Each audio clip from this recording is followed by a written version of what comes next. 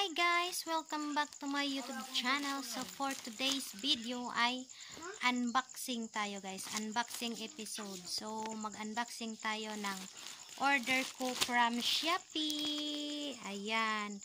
Ano po tong in-order ko guys? Is sofa cover. Ayan. Try na to mag-unboxing sa sofa cover. Kasi nakalagay doon sa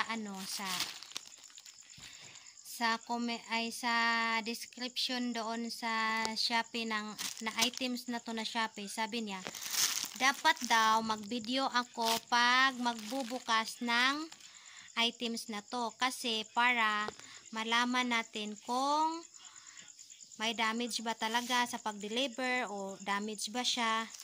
Kaya may ebidensya baga kung damage ba o hindi. So, mag-unboxing na tayo. Ayan.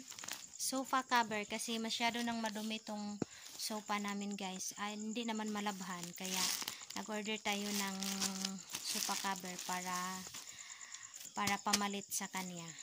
Para magmukhang bago.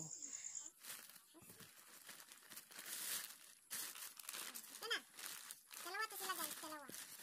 Dalawang sofa cover ang in-order ko kasi yung sofa namin L-type siya kaya need ng dalawa na cover. So ito siya. Ito na design, may pagka-orange. So, buksan natin. Tingnan natin kung wala bang damage.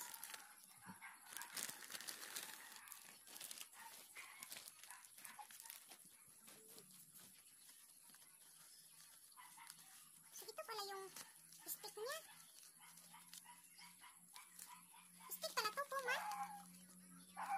Ito yung sabi kasi may free stick. Tsaka i-ano natin ito ngayon guys. Bago naman. Walang damage. Tsaka may free siyang pillowcase na isa. So, diba? Yung bagay kasi puro sa pinsilin. Kaya nga ni orange akong i-order. Yung sa dingding na yun. Ito guys. Another one. Na-open na pala. This one. Oh, may free pillowcase. So kung tulo pala, tulo yan akong pillowcase. Atong kuan. Ito yung stick niya para pang gilid guys. So far so good. Wala namang damage.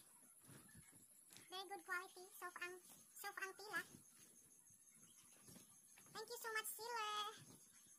Sa na-orderan ko nito, very good siya. So, i-try na natin. Itaod na nato sa atong bangko. Let's get started. Ito yung sopa namin guys. Masyado na siyang unsa gyud ang kuspaw sa Tagalog? Oh. Kuspaw na kaisa na siya guys. Saka masyado nang madumi.